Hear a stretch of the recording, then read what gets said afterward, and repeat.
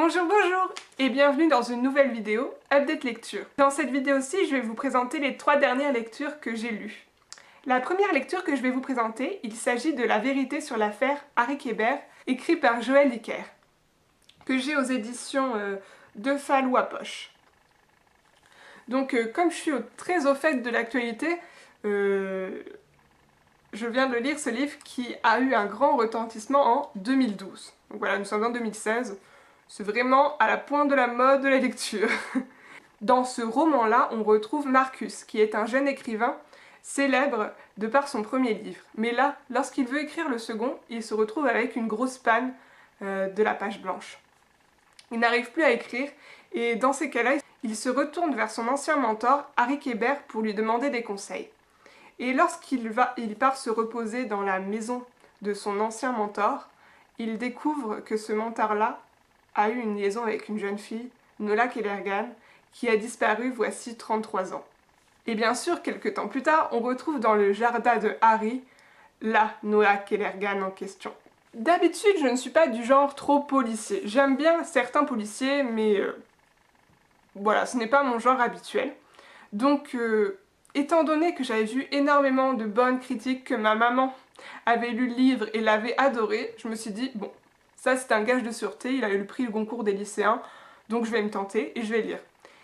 Et c'est un très bon policier, vraiment très bon policier, j'ai rien à dire, on va de rebondissement en rebondissement, on se demande sans cesse qui est le tueur, on pense le savoir mais en fait non, ça va être finalement encore un rebondissement, enfin c'est vraiment un très bon policier, l'intrigue est vraiment haletante, on tient en haleine jusqu'au bout. Mais c'est pas un coup de cœur. Honnêtement, pour moi, c'est pas un coup de cœur. J'ai pas aimé le personnage de Marcus. J'ai pas du tout aimé ce personnage-là. Enfin, pas du tout. Je l'ai pas détesté non plus. Mais je n'ai pas eu d'atome crochu avec lui. Je trouve que c'est un personnage assez... avec peu de charme, finalement. Je le trouve plus imbu de lui-même et tout ça. Arrogant, etc. Et pour moi, ça pouvait être une autre personne qui faisait cette enquête. Le seul point important que devait avoir ce personnage, c'était l'amour qu'il témoignait à son mentor, Harry. Après, Marcus en lui-même, ça aurait pu être un autre Marcus ou un Marcus avec une différente personnalité, ça aurait été pareil. Donc je l'ai vraiment pas aimé, lui. Et par contre, j'ai eu un gros coup de cœur pour le sergent Hallowwood, qui lui est vraiment excellent, je trouve. J'aime bien ce genre de personnage et c'est vraiment un très bon personnage dans ce roman. Ce que j'ai aimé dans ce livre également, c'est la mise en abîme. En fait, on nous fait croire que le livre qu'on lit est celui que Marcus a écrit et qu'il écrit dans ce livre l'autre livre qu'il a écrit. Donc c'est vraiment une mise en abîme et ça c'est vraiment intéressant. En fait, on sait comme si la vérité sur l'affaire Harry Kéber était le vrai livre qui racontait une vraie histoire. Et ça m'a vraiment plu. Après, voilà, c'était un très bon policier, vraiment haletant. On veut vraiment savoir à la fin et j'étais vraiment étonnée du coupable finalement. Mais c'est pas un coup de cœur parce que je n'ai pas du tout accroché avec le personnage de Marcus qui forcément ne me plaît pas. Ensuite, j'ai enchaîné avec un autre type de livre et du coup on se retrouve dans un roman historique. Il s'intitule La voleuse de livres et il est écrit par Marcus Zusak, je ne sais pas trop comment ça se prononce, et je l'ai aux éditions Pocket.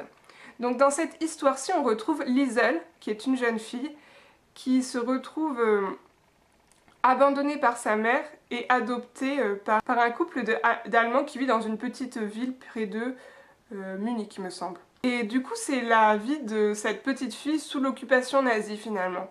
Donc pendant toute la guerre de 39-45. Ce que j'ai vraiment aimé dans ce roman, c'est qu'il a la forme d'un conte, en fait. Le narrateur est la mort. Donc la mort, le personnage de la mort. Et il va raconter l'histoire de Liesel à travers différents épisodes de sa vie de petite fille. C'est vraiment un livre magique pour moi. Je ne saurais pas le dire si c'est un livre pour enfants ou un livre pour adultes. Je pense qu'il peut être lu par les deux et c'est vraiment un point de vue intéressant parce qu'on s'intéresse cette fois-ci aux pauvres gens qui vivent en Allemagne sous le régime nazi, qui sont pas forcément nazis, mais qui sont pas riches, qui n'ont rien à gagner de ce régime-là. Et on en parle peu finalement dans les romans sur la Seconde Guerre mondiale. On voit plus le point de vue des personnes juives qui ont été vraiment massacrées. aussi le point de vue des résistants ou le point de vue des Français, mais là c'est un point de vue allemand de base.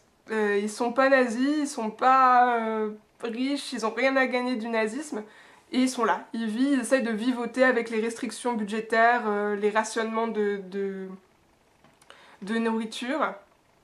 Et ça, on le voit plus, j'ai vraiment beaucoup aimé. En conclusion, c'est vraiment un bon roman historique et je le conseillerais à ceux qui aiment cette période parce qu'on voit finalement peu d'Allemands tout à fait normaux dans ce genre d'époque-là en fait. Et bien sûr, je trouve que c'est vraiment un roman à conseiller pour les jeunes enfants ou les collégiens, du moins, qui veulent apprendre la Seconde Guerre mondiale parce qu'on retrouve vraiment tout ce qu'on pourrait désirer pour apprendre la Seconde Guerre mondiale. Enfin, ma dernière lecture, il s'agit de Mary Barton, écrit par Elisabeth Gaskell, que j'ai aux éditions Le Point. Dans cette histoire-ci, on retrouve Mary, qui est une jeune femme qui vit à Manchester. Son papa est ouvrier dans les entreprises de filature, et elle est couturière. Et donc, ce roman, je l'ai vraiment beaucoup aimé. C'est un classique de l'époque victorienne, donc il a été écrit contemporainement à cette époque-là. Et il décrit vraiment bien la condition des ouvriers de Manchester et la pauvreté liée à la mécanisation, tous les problèmes avec les patrons et tout ça.